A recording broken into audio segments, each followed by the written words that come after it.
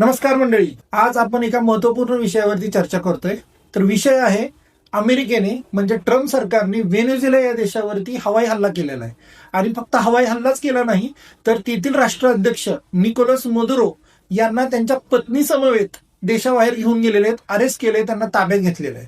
तर आता ही एक खूप मोठी घटना आंतरराष्ट्रीय पातळीवरती घडलेली आहे. आता व्हेनेझुएला या देशाची थोडीशी पार्श्वभूमी लक्षात घेऊया.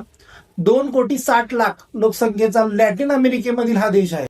म्हणजे अमेरिका या देशाच्या जवळच असणारा हा देश आहे.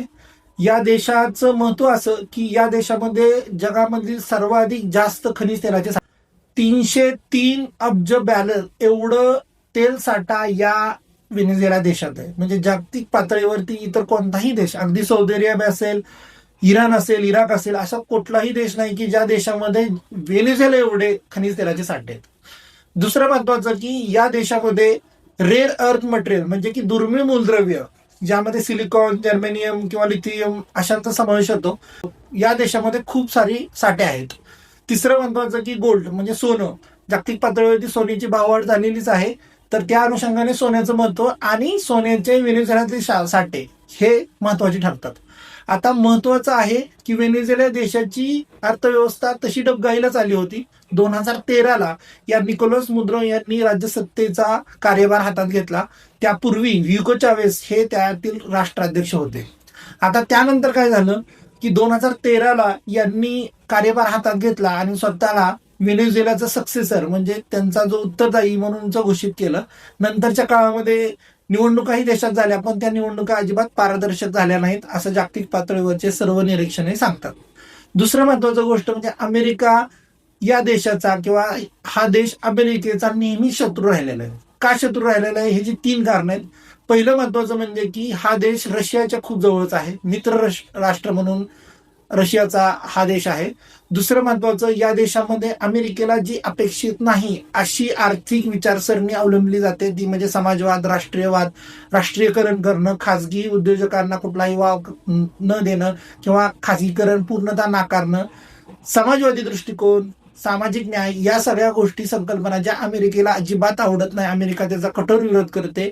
अमेरिकेला उदारमतवादी, भांडवलवादी आणि नफेखोरी या अनुषंगाने आर्थिक विचारसरणी असणारे देश किंवा असे देशच त्यांचे मित्रराष्ट्र असतात. दुसरं महत्वाचं कारण आहे ते म्हणजे हा व्हेनेझुएला देश हा सुरुवातीपासूनच अमेरिकेवरती स्पष्ट शब्दांमध्ये कठोर टीका करणारा आणि अमेरिकाच हा जागतिक शांततेचा सर्वात मोठा शत्रू आहे असं बोलणारा देश होता. आणि तिसरं महत्वाचं की या देशामध्ये मोठ्या प्रमाणावरती खनिज तेलाचे साठे आहेत आणि त्याच्यावरती अमेरिकेचा डोळा आहे. कारण अमेरिका अलीकडच्या काळापर्यंत तरी खनिज तेलाच्या साठ्यासाठी मध्य पूर्व आशियामध्ये म्हणजे Saudi Arabia, Iraq, Iran, Kuwait या देशांवरती अवलंबून राहत होता.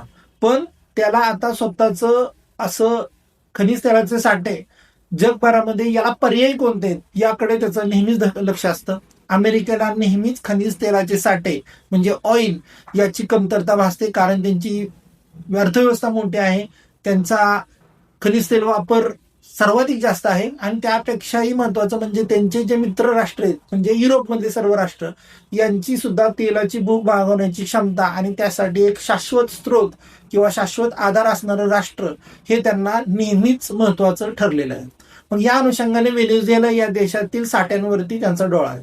डोनाल्ड ट्रम्प यांनी पहिली त्यांची कारकीर्द संपताना म्हणजे 2020ला सांगितलं होतं की व्हेनेझुएला या देशाला आम्ही पूर्णपणे संपवत चाललेलो आहे आणि आता जसं की ही अर्थव्यवस्था कोलमडून पूर्ण संपून जाईल त्यावेळेस आम्ही या देशावरती ताबा घेऊन या देशातील जी खनिज तेलाचे साठे आहेत, गोल्ड आहे, लिथियम आहे, यावरती आम्ही ताबा घेणार आहेत आणि त्यातून मोठ्या प्रमाणावरती आपल्या अर्थव्यवस्थेसाठी फायद्याचं राहील असं स्पष्ट शब्दात डोनाल्ड ट्रम्प यांनी सांगितलं होतं.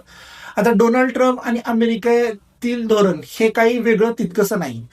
अमेरिकेचंच धोरण अतिशय अग्रेसिव्हपणे डोनाल्ड ट्रम्प राबवत आहेत. म्हणजे डोनाल्ड ट्रम्प जे करतायत ते काही स्वतःच्या वेगळ्या विचारातून करतायत असं अजिबात नाही. अमेरिकेचं धोरण इतिहासामध्ये जर तुम्ही बघितलं तर नेहमीच कुठल्याही गरीब देशाला त्याच्या खनिज साठ्यासाठी त्याच्यावरती साम्राज्य करायचं, तो देश बेचिराग करायचं, त्या देशामध्ये लोकशाही नाही, हाहाकार माजलेला, या अनुषंगाने हस्तक्षेप करायचा आणि तो हस्तक्षेप लष्करी हस्तक्षेप असेल याकडे लक्ष द्यायचं, त्यातून त्या ठिकाणचं सरकार उलथवायचं, त्याला रिजिम चेंज म्हणतात. आणि नंतर मग आपलं हितसंबंध संरक्षित करेल असं कोणतं सरकार त्या ठिकाणी येईल याची खातरजमा करायची. तर असं अमेरिकेचं धोरण आहे आणि ते नेहमीच राहिलेलं आहे. ते आपण इराकमध्ये, अफगाणिस्तानमध्ये किंवा इतर कुठल्याही देशांमध्ये बघितलेलं आहे. आता या अनुषंगाने या व्हेनेझुएला देशाचं आणि अमेरिकेचं मोठ्या प्रमाणामध्ये शत्रुत्व होतं. या हल्ल्यानंतर आता परिस्थिती अधिकच चिघळली गेलेली आहे. या देशाचे उपराष्ट्रपती यांनी असे घोषित केले की आम्ही आता याला लष्करी मार्गाने प्रत्युत्तर देणार आहे. अमेरिकेचं जवळपास 15,000 सैन्य या व्हेनेझुएला देशामध्ये आत पोचलेलं आहे आणि आता युद्धजन्य परिस्थिती म्हणजे युद्धाची सुरुवातच झाली अशी परिस्थिती आहे. जर जनतेने अमेरिकेची बाजू घेतली तर अमेरिकेला हा देश गिळंकृत करायला तितकासा वेळ लागणार नाही. पण जर जनतेने त्याचा प्रतिकार केला, ज्याची शक्यता खूपच दुर्मिळ आहे, याचं कारण म्हणजे की या देशाची अर्थव्यवस्था डबघाईला आली होती, डबघाईला आलेली आहे.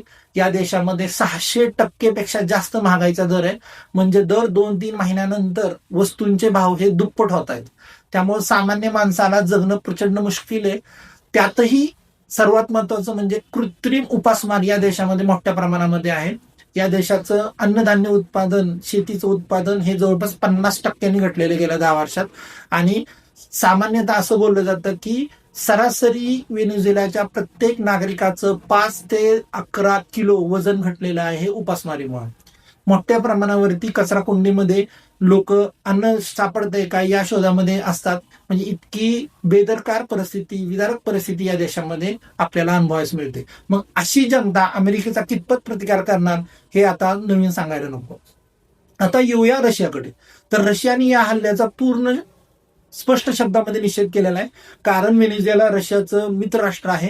लष्करी, आर्थिक ताकद आणि सगळ्यात महत्वाचं परराष्ट्र धोरणामध्ये प्रचंड बळ देण्याचं काम रशिया नेहमीच करत आलेलं आहे व्हेनेझुएलासाठी. आता रशिया या देशाचं युक्रेन बरोबरचं युद्ध आणि अमेरिकेचं व्हेनेझुएलाबद्दलचं युद्ध यातून पूर्ण जागतिक पातळीवरती आंतरराष्ट्रीय राजकारण किंवा जागतिक शांतता ही अनिश्चिततेच्या गर्त्यामध्ये गेलेली आहे हे आपल्याला समजतं. आता येऊया भारताचं काय महत्व आहे किंवा भारताचं याबद्दलचं काय म्हणणं आहे. व्हेनेझुएला देशाचं आणि भारताचं हे स्वातंत्र्यापासून आतापर्यंत अलिप्ततावाद किंवा अलिप्त राष्ट्रगट चळवळ या अनुषंगाने नेहमीच एक संबंध राहिलेले आहेत. अलीकडच्या काळामध्ये आपण अमेरिकेच्या निर्बंधांना झुगारून सुद्धा या देशाबरोबरचे व्यापारी संबंध वाढवण्याकडे लक्ष दिलेले आहे. याबरोबर आपण नेहमीप्रमाणे भारत या देशाने नेहमीच पारदर्शक पद्धतीने निवडणुका घेणं, लोकनियुक्त सरकार आणि त्या संदर्भातल्या सर्व संस्था ह्या पारदर्शक असाव्यात याचा अट्टास मात्र आपण नेहमीच ठेवला होता. आणि आपण अमेरिकेने केलेली ही लष्करी कारवाईचं अजिबात समर्थन करत नाही. कुठल्याही देशावरती लष्करी कारवाई करण्याचा अधिकार भारत असं समजतो की तो फक्त युनायटेड नेशन म्हणजे संयुक्त राष्ट्र संघाला आहे. संयुक्त राष्ट्र संघटनेची सुरक्षा परिषदेने मान्यता दिल्याशिवाय कसलीही लष्करी कारवाई ही कुठल्याही देशाविरुद्ध करता येत नाही असं आपलं ठाम मत असतं. यालाच आपण UN फ्लॅग डॉक्ट्रिन म्हणतो. म्हणजे काय, जे काय होणार आहे, जी काय कारवाई होणार आहे ती संयुक्त राष्ट्र संघटनेच्या चौकटीमध्येच व्हावी असा आपला अट्टास नेहमीच राहिलेला आहे. अलीकडच्या काळामध्ये या देशाबरोबर आपलं जवळपास $2.3 अब्ज एवढा व्यापारी संबंध दरवर्षासाठी आहेत. भारताच्या रिलायन्स इंडस्ट्रीज आणि ONGC विदेश लिमिटेड या दोन्ही कंपन्या या देशामध्ये खनिज तेलाचं मोठ्या प्रमाणामध्ये व्यापार करतात. त्यामुळे त्या अनुषंगाने सुद्धा होणारा हल्ला आपल्यासाठी तितकासा नक्कीच चांगला नाहीये. आता व्हेनेझुएला या देशावरती जर अमेरिकेचा कब्जा झाला तर अमेरिकेचा पूर्ण आंतरराष्ट्रीय राजकारणामध्ये दबदबा अधिकच वाढणार आहे आणि त्यांना नंतरचं पुढचं टार्गेट हे इराण असणार आहे.